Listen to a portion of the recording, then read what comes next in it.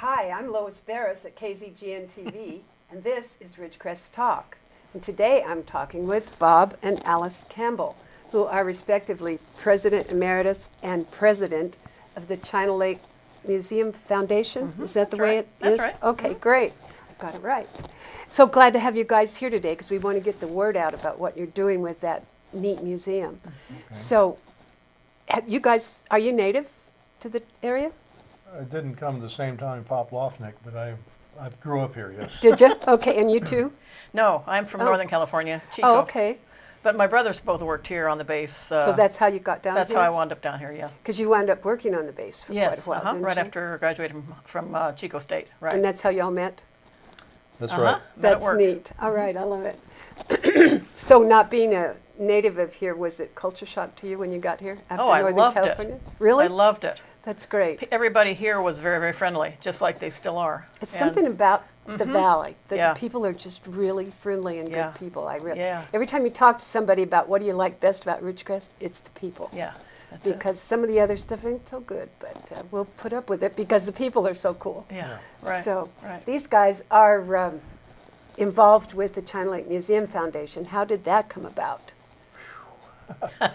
That's been a long story, I'm sure, but can we go back a little bit? Yeah, in 1993, when they had the 50th anniversary of China Lake, they established some of the leadership at the base said, hey, we'd like to establish a foundation, and Milt Burford was one of the heads chargers on that, along with most of the technical department heads and directors and many others. I can't name them all right now. Established a foundation with the objective to establish a museum to be able to share the China Lake story and of naval armament and technology. So there was no museum prior to that? There was no museum prior to that. There was a display exhibit center that was by the traffic circle and the Matarango and the museum. Because I thought I remembered that. And the exhibit center were co-located in what was a Quonset hut type of an extension. Matarango had half, and the Weapons Museum had our rocket wall that is when you come in was in that. If you look at some of the videos of the early times, I saw some the other day at the USO building actually, and they had Captain Burrows being interviewed in that building where you could see that the rocket wall was there. So, oh, how cool. And so that building no longer exists, obviously, and in 1993, well, I did say 93, that's when they moved that was 50th anniversary of the base, and they moved some exhibits, plus added some more exhibits to the old Oak Club, which had sort of been drawing down from activity for a variety of reasons. And most of them being that everyone had moved off the base, and so it was a whole lot different culture. Different clientele. Than it was when I was growing up. When things were booming over there, and everybody lived on base, lived on the base. You all lived on the base too, right? We did. So, so then they established that with the intent that would become the museum, and then it was about a 7-year battle before we got approval to become a museum. How'd you do that? How'd you have? They had to go through the Naval Air Systems Command and the Pentagon area, and the Secretary of Navy is the one that established it as a museum. So it's still established officially as a museum, yet I'm not going to go into the other tales, but this right could now take a while. It's viewed as a museum and a heritage center. Oh, interesting. And that's what the artifacts are, all the Navy's artifacts, and the foundation basically took over the responsibility to maintain and keep the museum open, the doors open, which we've been doing as a not-for-profit corporation. And we were established in '93 as that corporation. And so we've been keeping the doors open in there, but now with the security restrictions, it's getting more and more difficult for the public to come in. And we've always had in our sights to move off the base. And originally it was to move off the base, build a building, turnkey it back to the Navy, and they would staff it up and maintain it. We would continue to provide as a foundation, as they do to a lot of all the museums, all the Navy museums. Smithsonian even has a foundation that gives them, raises money to support different exhibits, but they also get appropriated money.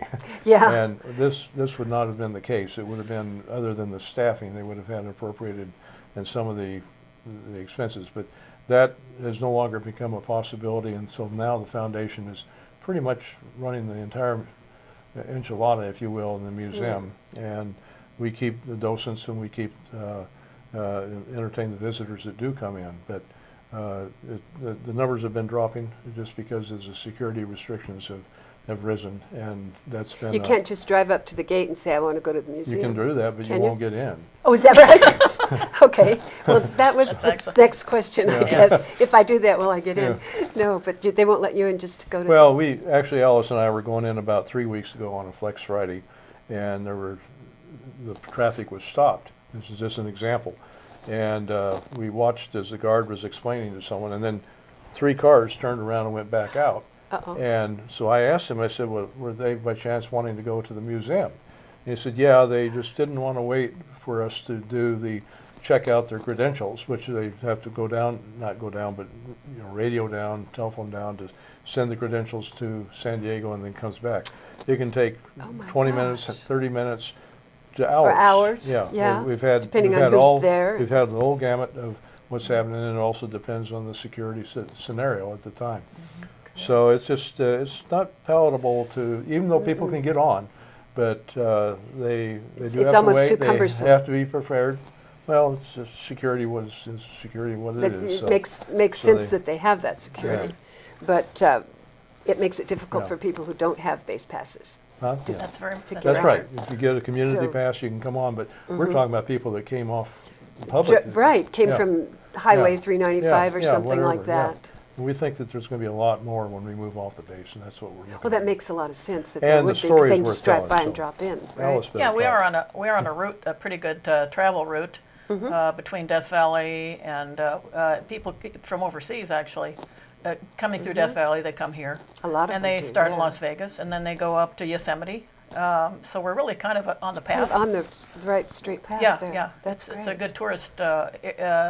Nobody thinks about it, us as being a tourist area, but it's a perfect destination if you want. Well, there are so many things here if we get the word out. Like you Yeah. say, you're on Facebook and some of those Right, things too. right. So, okay, what we're going to do is go to a break in just a minute. But in the meantime, I want to know that we can get.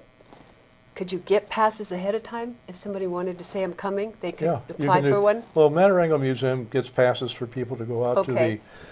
or gets everyone on a list, and it takes about 2 weeks. Okay. But they Well, let's can go. call Let's our- talk about that when we get back. I'm going to Okay. go to a break, and we'll be back in about 2 minutes. Okay. Okay.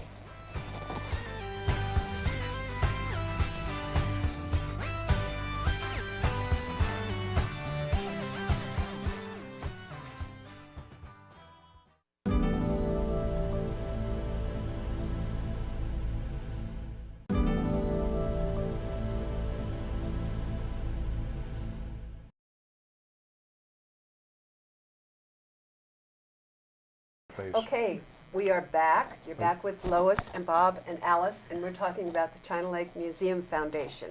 We were talking about entry, and one of the reasons that they're thinking about moving is because it's very difficult to get people in to see the museum with no base passes. Yeah. So you had a kind of a horror story Yeah, about. we actually, if you call our office at the museum, 760-939-3530, that's the way we can help you get a pass. We do have Terry there in our office who will work to get your information and get it sent down to San Diego to get your passes. But And that takes about how long?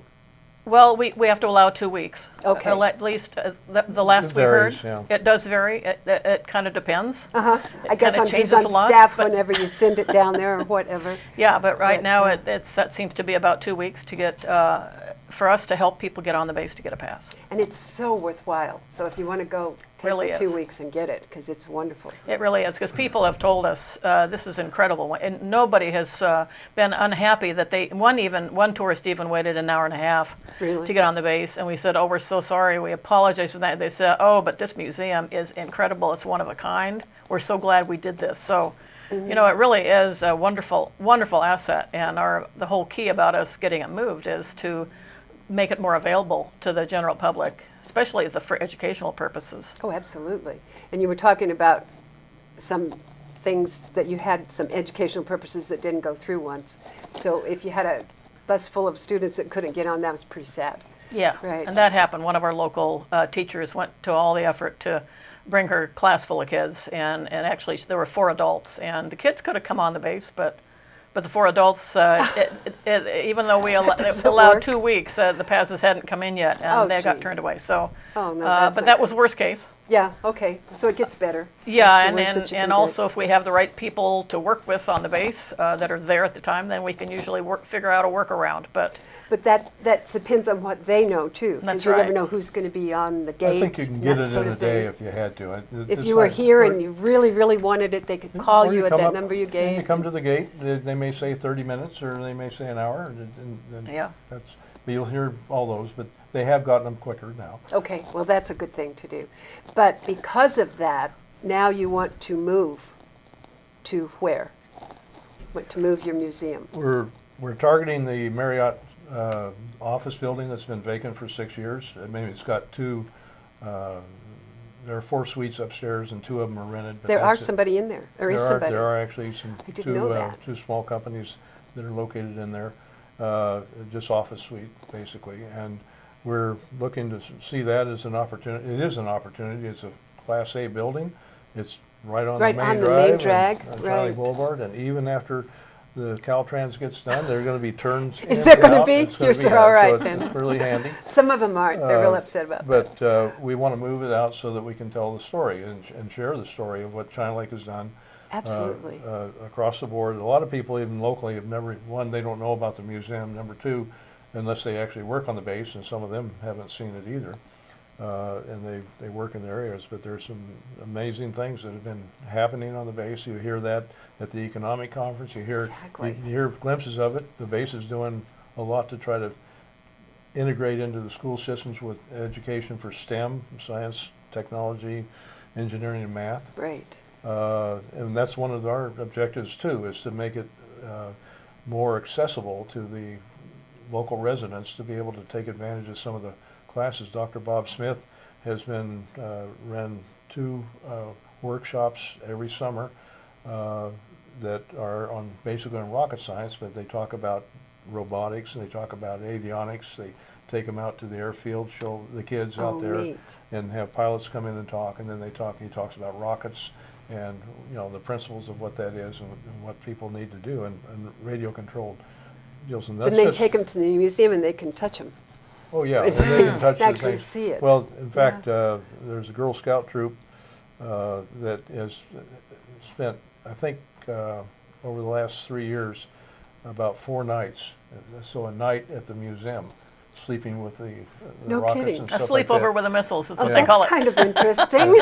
And I love it. That's Kids it. love it. They bring their sleeping bags, have a blast. Oh, yeah, wow. I think Alice is one of the. Yeah, they eat speakers. astronaut food too, so they. Oh, no kidding. Oh, no, that's got to be a Yeah. real experience. Oh, That yeah. has got to So be there's really a cool. lot of opportunities that have not been afforded the entire community, and by True. moving out, we think we can do that, and we can make it a financially viable entity by Mm-hmm. doing by getting that. And I think the tourism, That it's could a pick up one for the more city, brand that you too. have for Ridgecrest Yes. that is an easy to get to brand once we're out, rather than Exactly. they've always had it as sort of a brand, but most people can't get on or have had difficulty unless they're really persistent and determined to get on. So that's So it. who owns the exhibits? You guys? It's a variety of, it's the Navy, all the artifacts that are displayed, 95% of them are Navy owned. And so we would be, and we have a letter that says they agree to loan it to us On when we a move in off. perpetuity? I mean, as Yeah, long when as... we move it out, there'll always be conditions on the loan, that, you present it with dignity, et cetera, et cetera. But But they've most got to of- be happy with what you're doing now. Oh yes, Yeah. very So- very supportive. No, I think Right. command is behind us on this. Excellent. We briefed the Admiral and Scott O'Neill, and they're well aware of it, and they're on board That's in great. their own words. So that's sort of where we're going, and that's been encouraging, and they see the beauty too, because it's a good recruiting tool. It's a It would good be. education tool. It's something that's not really going to cost them any money. Nope, because not if we'll you have guys to are doing it. No, we're So- volunteers, but we do have a small staff, and we also, it'll grow once we're out there, because we'll be growing into programs, education programs, exhibits. We'll start developing new exhibits. We paid for the last, well, most of it.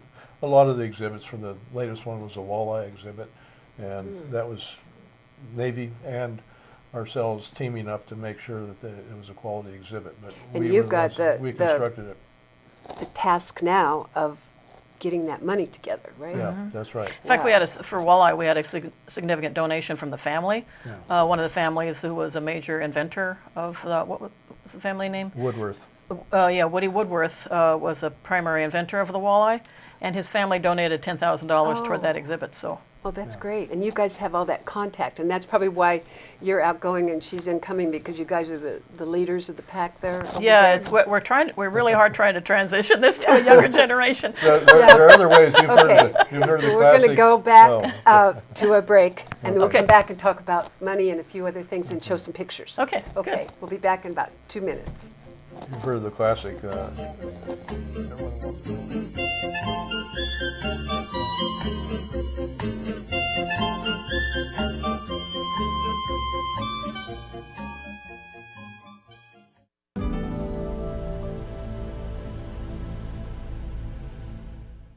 We are back. You're back with Lois Beres, Alice and Bob Campbell from the China Lake Museum Foundation.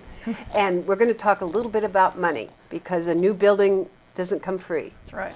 So tell me how you're working on that. Well, we've had various ways for people to be a part of our organization. Membership is always a standard, and that we encourage people at the lowest level. $35 a year at this point gets you membership. That may change once we get a new building, because right now access to the current museum is free if you're willing to wait. Oh, it's free to everybody, not free just to members. everybody on the base, but that's because it's an official Navy museum. Okay. When we move off the base, it will not be an official Navy museum. So it you will be can the charge China for Lake entry. Museum, and we will be able to charge for entry. Will your members then be able to get in free, or It depends on what kind of membership they have. what kind of money you need? Right, well, that's great. But currently, they can be a member at $35 a year, and then it goes up to $1,000. Or no, actually, we've canceled that lifetime membership. So, but lifetime membership does come with the Founders Program, and the Founders Program is a fairly new concept. It's basically $5,000 to become a founder. You can spread it out over 3 years if you need to, but this will help us buy the building. Right. And if you put $5,000 down cash, which a few folks have done, which we're so thankful for, That's you become kind a of cool. member immediately of the Founders Club. Oh. And we're still figuring out how fun we can make the Founders Club. But first of all, we're talking about, I don't know if Bob wants me to announce this yet, but we're going to have a wild dinner at the Campbells. Oh, how fun. It's going to be wild elk and wild salmon and wild halibut and Oh, wild not pig. just a wild party, but wild food too, right? No, we're a pretty sedate couple. We don't party hard. I went once out there to a barbecue, I think. It's kind of fun. But yeah, that used to be the one of the main avenues for having fun. We worked hard and we played hard, and That's so we great. still do that with this museum. We're working hard and playing hard. Okay, you're going to have a building, but you've also got some outdoor exhibits. Do you have a place to put those? It depends. That's part of the negotiations. To get that lot in front? Yeah, that we want to get the Or lot somewhere. that's right Yeah. between the building and That China would Lake be Boulevard. fantastic. Be perfect, and then we would try to pull planes and move some of the outdoor exhibits that exist and populate more outdoor exhibits, because the space requirements will dictate that we're going to have to put some of those exhibits outside with the stories that we have.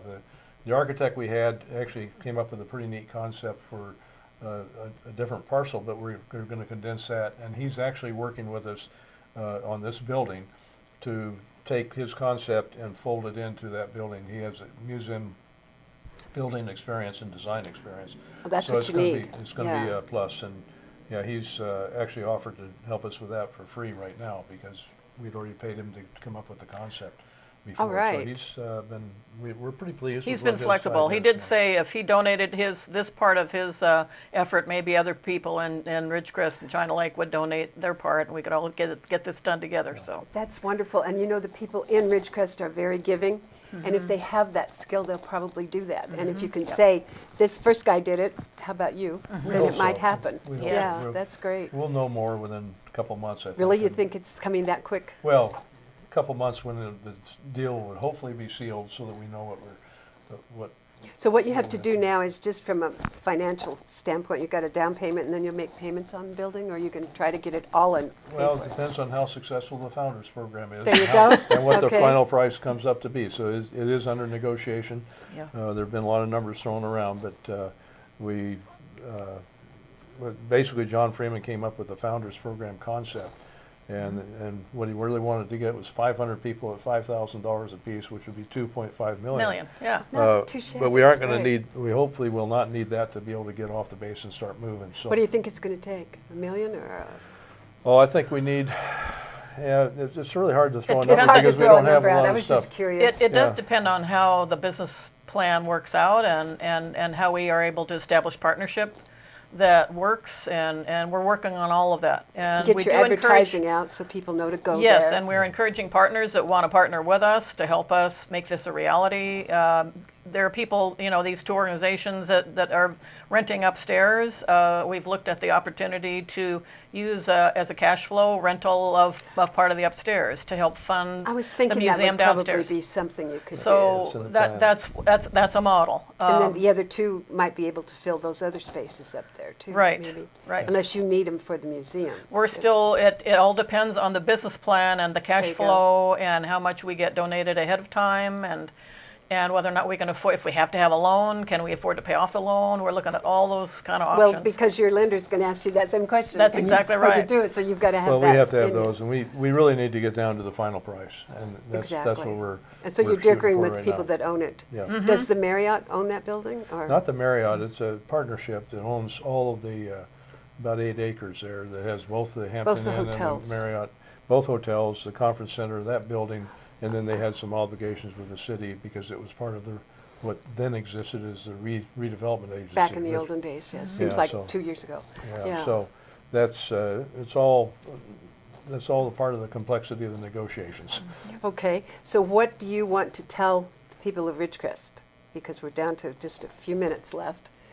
Well, first of all, if you can find somebody who has a base pass, be sure and see this museum That's on the a number base. one. You've got to go see it. It's Plus, really we haven't talked a remarkable. bit about our gift shop. Our gift shop keeps that our whole organization functional. I love that gift shop. And It's it's a great. wonderful gift shop. We've had, when we had the base opened up the gates, we had a huge business day. If we could just have, a week full of those a year, I mean, You'd we'd a little be bit in great better shape. off. Right, that would be great. But so we do encourage you to try to get on that base. It's a wonderful museum. We have wonderful docents. Each docent you get a different docent. You get a different story. It's usually part of their story, their personal story, of what they did in terms of the weapon systems they worked on. In some cases, they were they were designers of these weapon systems. So you're talking to the real people deal, that actually did it. the real deal. Yes. Yeah. Oh, that's remarkable. Yeah. Well, I think that this is something that we need to really push, and I know you guys are working real hard on it. You made the front page of a couple papers in town. Yes. But that's a good thing. And your members get